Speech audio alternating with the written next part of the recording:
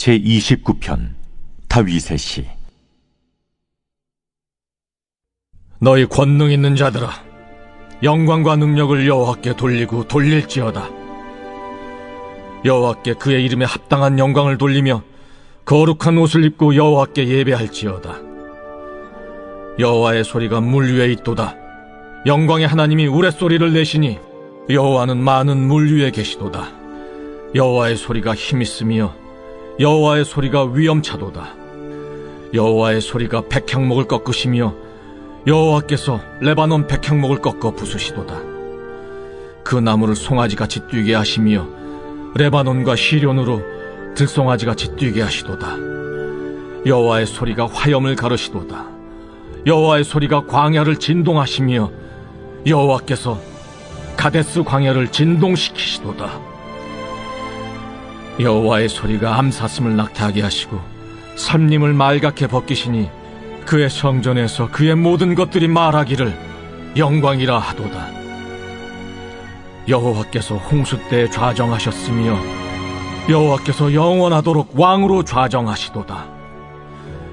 여호와께서 자기 백성에게 힘을 주시며 여호와께서 자기 백성에게 평강의 복을 주시리로다.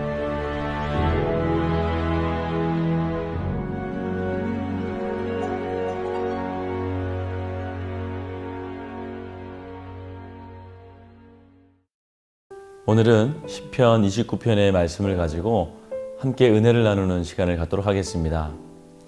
사람에 따라서 비가 오는 것을 좋아하는 사람도 있고 또 싫어하는 사람도 있지만 천둥과 번개가 치는 폭풍과 같은 상황까지 좋아하는 사람은 없을 것입니다.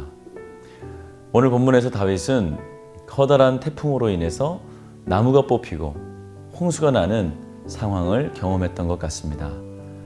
그러나 다윗은 늘 그렇듯 자신이 당한 어려움을 극복하는 과정 속에서 하나님을 발견합니다. 폭풍이 몰아치는 가운데서도 하나님의 섭리를 발견하고 그 안에서 하나님의 뜻과 은혜를 경험하는 것입니다. 다윗은 언제나 고난이 찾아왔을 때 왜 나에게 이런 어려움이 찾아왔는지를 계속해서 하나님께 묻고 하나님의 뜻이 무엇인지를 알기 위해서 더욱 하나님께 집중했던 사람입니다. 그러던 중 다윗은 본문의 말씀처럼 태풍이 찾아와 홍수가 나고 비바람과 천둥번개가 치고 백향목이 꺾이고 부서지는 큰 재난의 상황을 만납니다. 세상이 온통 재앙 가운데 시끄러울 때 그 가운데 다윗은 여호와의 소리를 듣습니다. 그리고 본문 한 절 한 절마다 여호와의 소리가 어떠한 힘과 능력을 가지고 있는지를 고백합니다. 여호와의 소리는 하나님의 말씀을 뜻합니다. 그리고 그 말씀은 하나님 자신을 우리에게 나타내시는 행위입니다. 세상의 풍파가 아무리 거세고 두려울지라도 하나님께 집중하는 사람은 그 가운데서도 하나님의 음성을 듣게 되고 하나님을 보게 된다는 것입니다. 다윗은 지금 폭풍 속에서 하나님의 음성을 듣고 그 가운데 계시는 하나님을 보고 있습니다. 당시 사람들은 폭풍과 같은 자연현상을 보면서 세상의 우상신들이 노하여 버린 일이라고 생각했습니다. 그러나 오히려 다윗은 그 속에서 하나님의 능력을 경험하고 있다는 것입니다. 이것이 얼마나 놀라운 믿음입니까?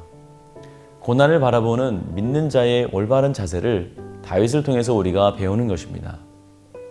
다윗은 본문 10절과 11절에서 이렇게 고백합니다. 여호와께서 홍수 때에 좌정하셨으며 여호와께서 영원하도록 왕으로 좌정하시는도다. 여호와께서 자기 백성에게 힘을 주시어 여호와께서 자기 백성에게 평강의 복을 주시리로다. 세상의 우상을 섬기는 자들에게 태풍과 홍수는 재난이고 저주입니다.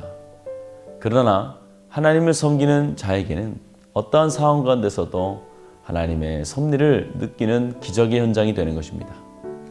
모세를 통해서 애굽에 내려진 10가지 재앙을 보십시오. 애굽 사람들에게는 이것이 재앙이고 저주였지만 하나님을 믿는 이스라엘에게는 구원이고 축복이 되었던 것입니다. 아무리 어려운 환경이랄지라도 믿는 성도들은 그 문제 가운데 왕으로 자정하신 하나님을 볼 수 있어야 합니다. 그리고 하나님의 일하심을 믿어야 하는 것입니다. 하나님의 뜻은 언제나 우리를 향해 있고 그것은 축복이고 평안임을 잊지 말아야 합니다. 그래서 시편 46편은 이와 같이 말합니다. 하나님은 우리의 피난처시오 힘이시니 환난 중에 만날 큰 도움이시라. 그러므로 땅이 변하든지 산이 흔들려 바다 가운데 빠지든지 바닷물이 솟아나고 뛰놀든지 그것이 넘침으로 산이 흔들릴지라도 우리는 두려워하지 아니하리로다. 아멘.